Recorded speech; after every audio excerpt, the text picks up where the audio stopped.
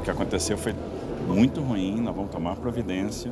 A declaração do governador Tarcísio de Freitas foi feita depois de imagens chocantes serem divulgadas pela TV Globo. A testemunha diz que a polícia estava no local para dispersar um baile funk que acontecia na rua. Esse córrego corta a comunidade Vila Clara, zona sul de São Paulo. São cerca de 3 metros de altura que separam essa parte alta da ponte da água rasa. A vítima foi arremessada daqui por um policial. Segundo a família, ela caiu de cabeça e machucou o rosto. O caso também levou o secretário de Segurança de São Paulo, Guilherme Derrite, a falar. Essa ação não encontra respaldo nenhum nos procedimentos operacionais da Polícia Militar e ações isoladas como essa não podem denegrir a imagem de uma instituição que tem quase 200 anos de bons serviços prestados para a nossa população no estado de São Paulo. Não vamos tolerar nenhum tipo de desvio de conduta de nenhum policial no estado de São Paulo. O tom das declarações é diferente do que já foi usado em outras ocasiões.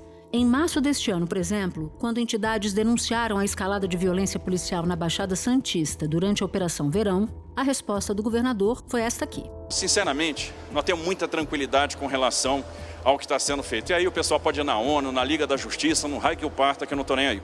Só que o aumento de mortes provocadas por policiais e a denúncia de abusos e uso excessivo da força preocupam. Um dos casos aconteceu no começo de novembro. Rian Santos, um menino de apenas 4 anos que brincava na rua, foi morto durante uma ação policial. A gente estava na rua em frente à casa da minha prima, as crianças brincando, e aí o polícia chegou atirando em direção da gente e o tiro afetou meu filho. Eu comecei a gritar: para de atirar, pelo amor de Deus. Tem uma criança de 4 anos que vocês alvejaram, e a gente começou a gritar no meio da rua. Também em novembro, um estudante de medicina foi morto a queima-roupa por um PM em um hotel na Vila Mariana, zona sul da capital paulista.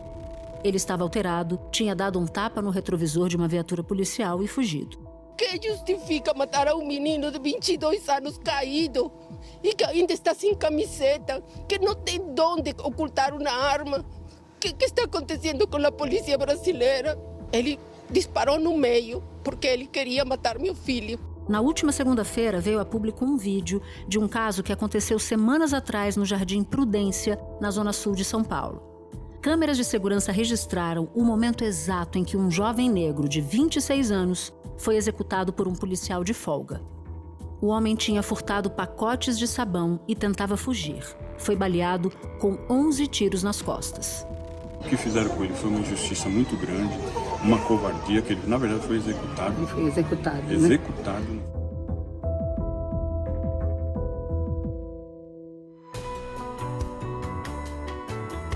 Da redação do G1, eu sou Natuzaneri e o assunto hoje é a violência policial em São Paulo. O que os números revelam sobre o status da segurança pública paulista e quais são os fatores que explicam o aumento de casos de mortes provocadas por PMs.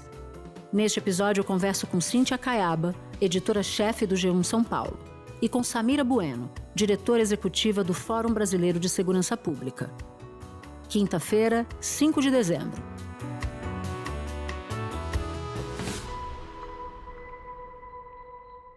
Cíntia, nos últimos dias a gente registrou uma série de casos de violência praticada por policiais em São Paulo. Vou citar aqui alguns desses casos. Teve o PM que arremessou um rapaz, um homem, de uma ponte, uma cena que chocou muita gente. Teve um outro policial que estava de folga e matou com um tiro nas costas um homem que havia furtado pacotes de sabão no mercado. Teve aquele caso de um policial que matou um estudante de medicina com um tiro em uma abordagem. E daí eu te pergunto, como é que esses casos se conectam? A violência policial é algo muito estrutural do estado de São Paulo. A gente aqui no G1 acompanha há muitos anos, é um tema muito próprio do estado, né? Porque diferentemente dos outros estados, a gente tem uma taxa de homicídios muito baixa, né? A menor do Brasil, uma taxa de entre 100 mil habitantes, diferente do que acontece com a letalidade policial. Então, historicamente, não é um produto desse momento, a gente tem a violência policial muito, muito forte, com indicadores como a cada 4 homicídios na capital, um é de responsabilidade da Polícia Militar, As mortes causadas por policiais aqui na capital entre janeiro e setembro. Foram 157 nesse período no ano passado e olha como saltou esse ano, 240 no mesmo período de janeiro a setembro em 2024, ou seja, um aumento de quase 53% nessas mortes causadas por policiais aqui na capital. Eu acho que esses casos recentes desse ano têm uma questão em comum, que, na verdade, eles são muito diversos. Eles fogem um pouco das MIDIPs, que a gente chama, que são as mortes decorrentes de intervenção policial, porque elas não estão só focadas no negro periférico que é morto pela polícia em supostos confrontos. Então, como você relatou, a gente teve um estudante de medicina morto na Rua Cubatão, na Vila Mariana, uma área nobre, perto de um hotel. A gente teve um idoso no primeiro semestre morto no Tatuapé. Ele estava caminhando pela calçada, indo para a farmácia e foi atingido por um disparo de um policial militar que estava numa ocorrência.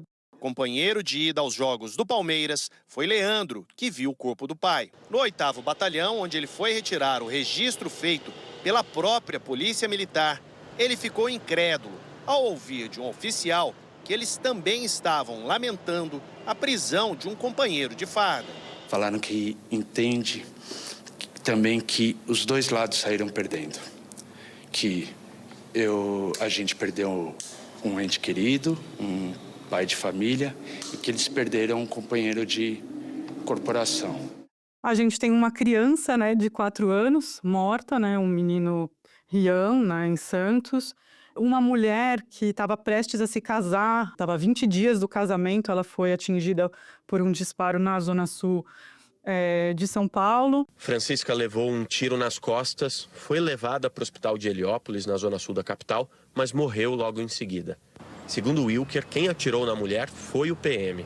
O policial dá alguns passos, pega a visão do bandido correndo e abre 2 disparos.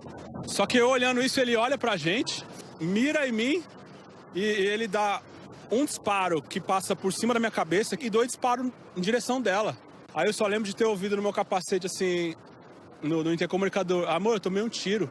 E agora esse caso da ponte, né, que eu acho muito simbólico porque é muito imagético, né, porque ele varia muito do que a gente cobriu a vida inteira, né, que são essas mortes nos confrontos na rua. Ela tem uma coisa muito simbólica, né, são 3 metros de altura, você arremessar alguém e ser flagrado com muita nitidez, né. Eu acho que esse ponto das câmeras, que apesar de ter havido uma resistência do governo em adotar as câmeras, tanto no ano passado como nesse ano, que, enfim, abriram a licitação, a contratação, as câmeras vão começar a ser utilizadas agora, 17 de dezembro, as novas câmeras, que não gravam de maneira ininterrupta. Outros mecanismos estão dando conta, né, de gravar esses episódios. Eu queria voltar um pouco no caso do Rian. Você citou esse menininho de 4 anos que morreu, que foi baleado. E o mais triste disso é que ele foi baleado 9 meses depois do pai ter sido morto numa operação chamada Operação Verão, que foi criticada por ser uma operação super letal. Eu queria te pedir, então, a tua presença para relembrar esse caso para nós e a relação desse caso com essa operação que foi considerada uma das mais letais da Polícia de São Paulo. O menino Rian foi morto no começo do mês de novembro. Ele estava com 10 amiguinhos ali na porta da casa da prima, no Morro de São Bento, em Santos. E quando policiais chegaram perseguindo 2 adolescentes, que eles disseram que eles não estavam numa operação, eles estavam fazendo apenas patrulha de rotina. E ao entrarem no Morro de São Bento, começaram a disparar. Um dos adolescentes foi atingido e morreu. O outro foi atingido, não morreu. E o menininho foi atingido no abdômen e chegou a ser levado para a Santa Casa de Santos, mas não resistiu e morreu. E a mãe dele, né, de 29 anos, presenciou a cena, né? E ela tinha acabado de perder o marido, né, 9 meses antes nessa operação. Um dia depois de a Defensoria Pública de São Paulo pedir para a Justiça obrigar que todos os policiais usem câmeras corporais na Operação Escudo na Baixada Santista, o governo do estado anunciou o fim da operação que contabilizou quase 1.000 presos e 28 mortes em 40 dias. A Baixada Santista é uma das regiões do estado mais violentas que a gente tem presenciado nos últimos anos, justamente também por conta traficantes mataram um policial militar e aí em represália a PM realizou 2 operações, a Escudo no segundo semestre de 2023 e a Verão, que foi essa no começo de 2024, que matou 56 pessoas e é considerada a mais letal desde o Carandiru, né? Então, realmente, é uma força que a gente tem observado nesses 2 últimos anos. Nos últimos anos, 2021 e 2022, a gente teve uma redução muito abrupta dos casos de letalidade por conta da implementação do programa Olho Vivo, das câmeras, que depois da descontinuidade, agora no governo Tarcísio, os números voltaram a subir, né? E estão presentes aí, né? A Operação Verão e a Operação Escudo também levantaram muito esses números, que hoje chegam hoje, nesse momento, é o dobro de 2022, quando foi o auge da Operação Olho Vivo, que estava no governo Garcia ainda, e cerca de 70% se comparado ao mesmo período do ano passado, e cerca de 46% maior do que até 17 de novembro desse ano. E o que diz a Secretaria de Segurança Pública, Cíntia, diante de todos esses casos? Nessa semana, veio uma resposta muito diferente, né? Um tom muito diferente do governador. Acho que ele ficou muito incomodado com a cena da ponte e o secretário da Segurança também, e mudaram um pouco o tom em relação aos últimos casos. No caso do menino Rian, o DERIT foi para a Lesp um dia depois da morte dele, e ele lamentou a morte, falou que é muito triste realmente uma criança ser morta, mas ele defendeu a ação dos policiais, ele defendeu dizendo que era muito correto a atuação deles, que eles estavam recebendo tiros, então eles também deveriam agir. Eu não vou falar sobre a ocorrência. Quem tem que falar sobre a ocorrência foi o inquérito policial militar instaurado. Um inquérito na Polícia Civil foi instaurado sobre o fato que vai apurar. Então, esse foi o posicionamento da SSP. E um pouco depois, o governador, dias depois da morte do Rian, ele também saiu em defesa do DERIT, dizendo que ele está fazendo um bom trabalho, sempre lembrando todas as atuações dele, que de fato houve diminuições, né, nas estatísticas dos crimes patrimoniais, né, roubo, furto, mas a violência policial e a violência contra a mulher tem subido no estado. As mortes provocadas pela polícia militar voltaram a crescer de forma expressiva em São Paulo, durante o segundo ano do governo Tarcísio de Freitas. É uma grande questão que tem marcado agora pela segunda vez a gestão do Tarcísio, e os registros aumentaram mais de 70% no primeiro semestre deste ano, na comparação com o mesmo período de 2023. O senhor pretende trocar o secretário DERIT? Com licença. Não. Com licença. O senhor acha que ele está fazendo um bom trabalho, governador? Olha os números, você vai ver que tá. Para a gente terminar, 2 perguntas em uma. Em parte, você já nos contou. O que os números mostram sobre as atuais taxas de violência policial em São Paulo e como a Secretaria de Segurança Pública, o governo, os comandos das polícias têm justificado esses casos tão rumorosos? Pegando a estatística de São Paulo, a gente vê o gráfico, casos muito altos em 2017, 18, 19, 20, mesmo antes da pandemia. E aí começa uma queda em 2021 por conta da implantação do programa Olho Vivo e cai bastante em 2022 com a ampliação do número de câmeras corporais. Aí em 2023 sobe, a gente teve um aumento significativo, e agora em 2024 um aumento aí de 70% se comparado ao mesmo período, de 46% se comparado com todo o ano de 2023. Então, realmente os números são muito altos e puxados muito por essas operações e por esses casos recentes que a gente viu. E uma coisa que a gente estava aqui na nossa cobertura, para além das câmeras, porque durante muito tempo, nesses últimos anos, a gente está muito recorrendo às imagens, né? Que é o que a gente viu nesses episódios dessa semana. Mas muitos casos da Operação Verão, como o caso do pai do menino Rian, a gente não tem imagens, né? As câmeras corporais não foram ligadas. Então, numa matéria nossa, que foi premiada agora, a gente ganhou o prêmio de jornalismo de direitos humanos, a gente analisou, peguei os BOs, 10 BOs, e mostra uma mesma frase mostrando o que ocorria ali depois do tiroteio. Então, dizia assim, que todos os homens feridos eram encaminhados para o SAMU, ou para um hospital, ou para uma UPA, não resistiam aos ferimentos e morreram. E nos chamou a atenção, né? Assim, nossa, as pessoas não estão... Ninguém está conseguindo ser salvo nos hospitais, né? A ser operado, a passar por uma cirurgia. E aí a gente viu que, na verdade, descemos para a Baixada, gravamos com câmera escondida e câmera aberta também, e conversamos com funcionários do SAMU e funcionários dos hospitais de Santos, que falaram que, de fato, os policiais os obrigavam a levar os corpos como se as pessoas estivessem vivas. Então, eles eram orientados a levar os corpos e falar que estavam em RCP, que é parada cardiorrespiratória, sendo que essas pessoas já tinham morrido. E, ouvindo especialistas e todo mundo mais, confirmou-se que eles estavam tirando esses corpos para evitar a perícia no lugar. Então, diante disso, a gente não conseguia confirmar se houve um confronto ou se houve uma execução.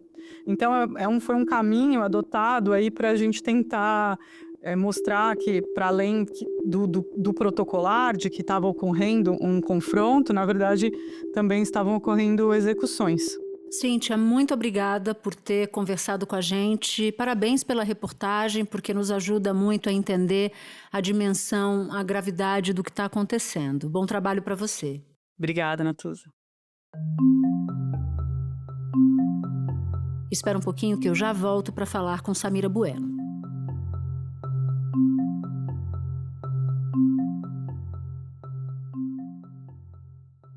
Samira, eu conversava com a Cíntia, que mostrou o tamanho do aumento da violência policial em São Paulo.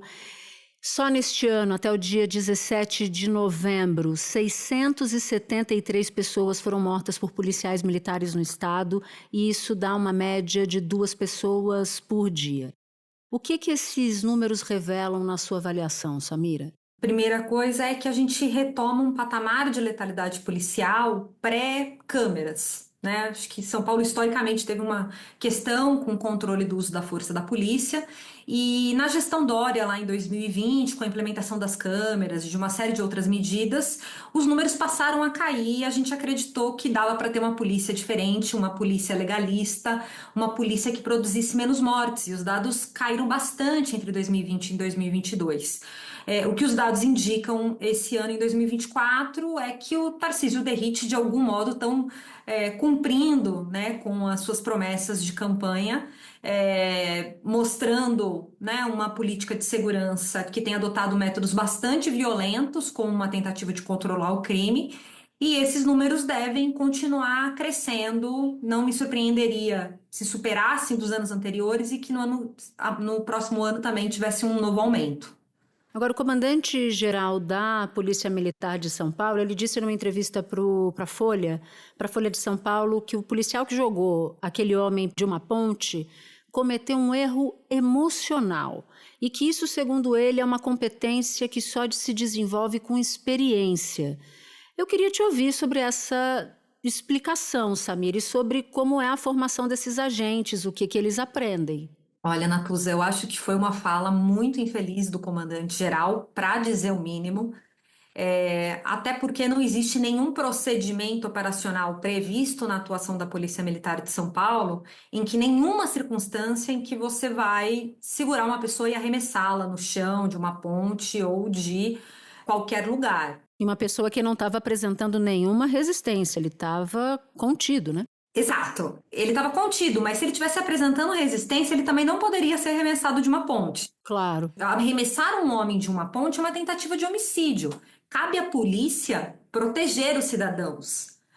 Então, é uma tentativa de homicídio perpetrada por um policial contra um civil que não está oferecendo nenhum tipo de resistência, não é um descontrole emocional, né? Eu acho que o que a gente está assistindo hoje com esse caso, tanto do jovem que foi arremessado da ponte, quanto com tantos outros casos que nós estamos vendo no último mês, o estudante de medicina, o Rian de 4 anos que foi morto lá em Santos, mostram um total descontrole da tropa. Então, os policiais, aqueles policiais que são os que estão encorajados a desviar, aqueles que têm intenção de ser violentos, aqueles, como no jargão policial, tem o dedo mole, aqueles que gostam de dar tiro, que entendem que o papel da polícia é fazer justiça com as próprias mãos, estão empoderados porque o governador e o secretário da Segurança Pública reiteradamente legitima esse tipo de ação. Então, não adianta falar que é um problema de formação, que é um problema emocional, que tem que levar esses policiais para reforçar treinamento. Isso não é um problema de treinamento. Isso é um problema de uma cultura organizacional que está respondendo a um comando político. O governador Tarcísio está enfrentando essa crise e ele sabe por quê. Por suas palavras e pela escolha do Derrite. O Tarcísio, que é o candidato da direita, preferido da direita para 2026, optou na área de segurança pelo populismo.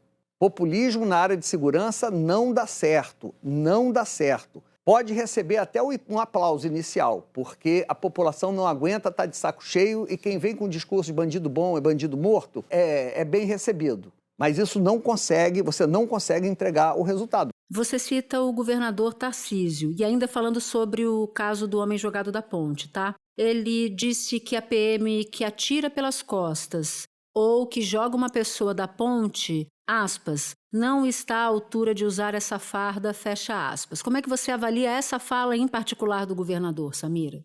É uma fala acertada, mas também me parece, Natuza, um recuo. Né? Um recuo em relação a tudo o que vinha acontecendo. Se a gente for pensar em todas as outras ocorrências em que houve denúncias de abusos policiais, o governador vinha defendendo a ação da Polícia Militar e o próprio secretário também defendendo a ação da Polícia Militar. E cumprimentar esse grande secretário de Segurança Pública, Guilherme Derrite, que tem feito um trabalho revolucionário, tem nos orgulhado muito. Sou muito grato, Derrite, por você ter encarado esse desafio, que é um desafio gigante. Mas você tem se saído muito bem, tem se tornado uma referência para todo o Brasil. Obrigado aí, fica aí nosso reconhecimento. Mas me parece que a cena do policial arremessando o homem de cima da ponte foi algo que chocou tanto a opinião pública, porque verifica-se, ele está muito claro que ele não oferece nenhuma resistência. Isso é tão absurdo quando você coloca em imagens que o governador deu esse recuo, tanto que o próprio secretário também gravou um vídeo nas suas redes sociais criticando a ação da PM. Porque tem uma frieza ali muito arrebatadora. Tem a frieza com que o policial joga aquele homem da ponte e tem a frieza com que os outros policiais que estão na cena mais distantes reagem. Num primeiro momento eu achei que eles sequer tivessem visto aquela cena do homem sendo jogado. Então ela choca não só pelo ato de se jogar um homem da ponte, como a frieza presente naquela sequência de imagens. Precisamente, Natuza, porque ele arremessa o homem pela ponte e ninguém faz nada, ninguém tenta impedi-lo, ninguém ali, nenhum outro policial achou que aquilo fosse uma má ideia, tentou impedi-lo, tentou de algum modo socorrer esse homem que foi arremessado. Você percebe como a história do espírito de corpo, que se fala tanto, é muito forte? Todo mundo ali agiu para garantir que esse policial que arremessou o homem da ponte não fosse punido. Tanto que o relatório do IPM, né, o relatório que os policiais fazem com a notificação da ocorrência para a própria polícia, não cita, né, não faz menção ao fato de que eles arremessaram um homem da ponte. Isso só veio à tona porque tinham imagens de terceiros, também não foram as imagens das câmeras dos policiais. A gente está falando de um padrão que vem se configurando, que resulta nesses números, que são aqueles números do que a gente consegue medir, né, Natuza? Porque tem, por exemplo, esse caso desse homem que é arremessado da ponte, ele sobreviveu. Isso não virou estatística alguma. Assim como o Rian, de 4 anos, que foi morto por uma ação da polícia, ele não está nessa estatística, porque essa estatística que é publicada pela Secretaria de Segurança são aqueles casos de mortes decorrentes de intervenções policiais, em que se supõe o excludente de ilicitude, que houve um confronto. Então a gente está falando daquilo que a gente é capaz de mensurar, mas muitos desses episódios nós sequer somos capazes de medir com que frequência acontecem. Porque esses números não são transparentes, né, no fim das contas. Não são transparentes. Então, como foi classificado o caso da criança de 4 anos? Como é que foi classificado esse caso do mercado, né? Que um policial na folga deu 11 tiros nas costas de um homem que estava furtando ali o sabão líquido. As imagens mostram, não teve nenhum tipo de confronto. Então, isso não está nessa estatística. Quando o Rian é baleado e morre, o que foi que disse o governador naquela ocasião? Ele comentou, ele disse que iria tomar alguma providência? Não, e o secretário da Segurança Pública, que na verdade se manifestou, porque por acaso, no dia seguinte à morte do Rian, ele tinha uma audiência na Assembleia Legislativa. E ele foi questionado, na verdade, por uma parlamentar sobre esse episódio. Ele estava ali prestando contas e ele falou para essa parlamentar, que é a deputada Paula Nunes, que ela estava querendo cortes para a internet, que ela estava se aproveitando da morte de uma criança e que ele não ia dar nenhum tipo de explicação, que a investigação ia mostrar o que de fato tinha acontecido. E ele ainda defende a ação dos policiais, dizendo que era um confronto com vários criminosos, tratando a morte dessa criança de 4 anos como uma fatalidade. Então eu conheci a mãe do Rian no início do ano, quando o Leonel, pai do Rian, tinha sido morto pela polícia militar. E as crianças, os irmãos do Rian, o irmão dele mais velho, João, de 10 anos, me falou, devia ter sido eu, porque eles estavam juntos jogando bola. E aí, quando eles estão jogando futebol e a bola cai numa casa do lado, o João corre para pegar a bola e quando ouve o barulho do tiro, ele se joga no chão. E então a reação dele foi, né, se jogar no chão. E aí ele me conta que se ele não tivesse deixado o irmão sozinho, se o irmão tivesse ido com ele pegar a bola, ele teria sobrevivido. E aí eu falei pro João, olha, isso não é responsabilidade sua, mas me conta uma coisa, por que você se jogou no chão? Porque me chamou a atenção uma criança de 10 anos falando que, quando eu ouvi o tiro, eu me joguei no chão. E aí ele me respondeu, é assim que a gente faz quando dá um tiro aqui, tia. Então esse é o contexto. A Manu, de 7 anos, narrou para mim, em detalhes, como ficou a barriga do irmão, que é a outra irmã, né? O Rian era o caçula. Beatriz, de 29 anos, tem 3 filhos. Ela perdeu o caçula e os dois outros viram o irmão morrer, viram o irmão ser baleado e vão ter que conviver com esse trauma. E o governador finge que nada está acontecendo, o secretário de Segurança Pública assume que isso é uma fatalidade decorrente de uma operação. Eu estou citando muito o caso do Rian, porque assim, eu acho que no momento em que a gente aceita que a morte de crianças em operações policiais são aceitáveis, a gente já viu esse filme, isso acontece no Rio de Janeiro há muitos anos. A gente começa a naturalizar, primeiro, condutas que não são compatíveis com uma democracia. A gente não tem pena de morte, então cabe às polícias prender e a justiça vai julgar se essa pessoa, se o suspeito é um criminoso ou não. E acho que mais do que isso, quando a gente incentiva a violência policial, isso é o embrião para a formação de milícias.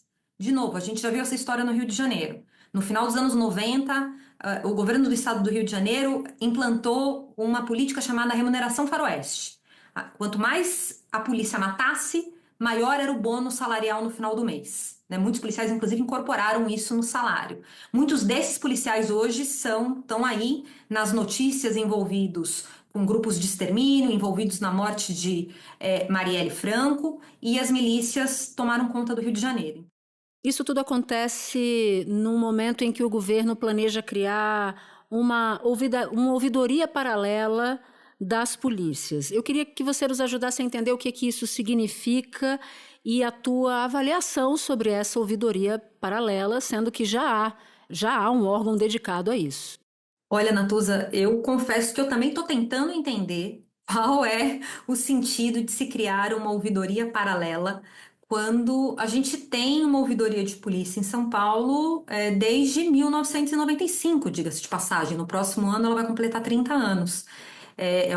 Foi a primeira do país, uma das mais atuantes, e que tem uma série de garantias ali, por exemplo, para que o ouvidor não seja um policial, seja necessariamente um civil. Porque é a representação do controle externo, da sociedade controlando a polícia. A gente não pode esquecer que tiveram diferentes projetos nas últimas legislaturas, na Alesp, para tentar acabar com a ouvidoria de polícia, nenhum prosperou.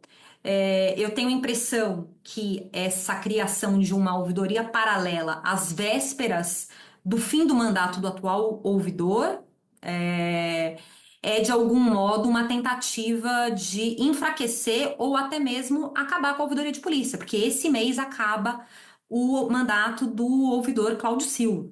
E a ouvidoria de polícia, embora ela tenha quase 30 anos, ela não tem autonomia orçamentária. Então ela responde, no final das contas, para a Secretaria de Segurança Pública. Então, todo o salário do ouvidor e toda a estrutura da ouvidoria depende da Secretaria da Segurança Pública. Então, o anúncio de uma ouvidoria paralela dias antes de acabar o mandato do atual ouvidor, me parece que é não só para enfraquecer o trabalho da ouvidoria de polícia, que tem sido muito ativa, mas talvez até para tentar acabar com essa estrutura, já que dentro da Assembleia Legislativa isso não prosperou. Por fim, Samira, queria muito te ouvir sobre o Brasil. Você citou São Paulo, que é governado por um governador de direita e que tem, né, o mundo policial como sua base de apoio. O Rio de Janeiro, que também é governado por um governador de direita, mas você tem, por exemplo, a Bahia, governada pela esquerda e que também tem altos índices de violência policial. O problema aí, então, não é de ideologia, o problema é mais sistêmico. Me ajuda a entender e a fazer com que a nossa audiência entenda por que, independentemente do que pensa o governador, a violência policial pode atingir patamares bem preocupantes, como nesses casos. Olha, Natuza, eu acho que a gente tem duas explicações para isso que você traz. A primeira tem relação com um nível de autonomia muito grande das polícias militares. Elas são tão autônomas que muitas vezes elas não respondem a nenhum governador. E aí a gente tem casos relativamente recentes de greves da Polícia Militar que mostram isso. Policial militar não pode fazer greve. Se eles querem ter a prerrogativa de serem militares e terem aposentadoria especial, assim como as Forças Armadas e uma série de benefícios da legislação que são concedidos aos militares, eles precisam, então, também cumprir a lei que cabe aos militares. O militar não faz greve. Então, essa excessiva autonomia das polícias militares e esses episódios de greve, de quando eles param para tentar pressionar o governo por aumento e afins, mostram que, na prática, poucos governadores, se é que algum, de fato, controla a sua própria polícia. Mas eu acho que tem uma segunda questão que é importante a gente deixar claro, que violência policial não é uma questão relacionada ao espectro político. A violência policial na Bahia cresceu na gestão do Rui Costa, que hoje, né, é o ministro dos ministros do governo Lula. A Bahia foi pela segunda vez seguida o estado com mais mortes em ações policiais, segundo o levantamento da Rede de Observatórios da Segurança. A pesquisa Pele-Alvo é realizada há 5 anos e, neste período, o número de mortes decorrentes de intervenções da polícia aumentou 161,8%, saltando de 650 para 1.702. E por que isso dá voto, né? São medidas populistas que estão completamente descoladas do que dizem as propostas de governo da esquerda. Mas, na prática, quando a política de segurança ali no dia a dia é tocada, não tem grandes diferenças, não. Nada separa Rui Costa de Cláudio Castro e Tarcísio quando o assunto é violência policial. Samira, muito importante te ouvir. Obrigada por ter topado conversar com a gente aqui no assunto. Um bom trabalho para você. Eu que agradeço, Natuza. Até a próxima. Para você que ouviu o episódio até aqui, eu vou te fazer um convite: participar do canal do G1 no WhatsApp. Por lá você pode ativar as notificações e receber as notícias do dia, as principais, direto no seu celular. Este foi o Assunto, podcast diário disponível no G1, no YouTube ou na sua plataforma de áudio preferida. Comigo na equipe do Assunto estão Mônica Mariotti, Amanda Polato, Sara Rezende, Luiz Felipe Silva, Thiago Kazuroski e Gabriel de Campos. Eu sou Natuzaneri e fico por aqui. Até o próximo assunto.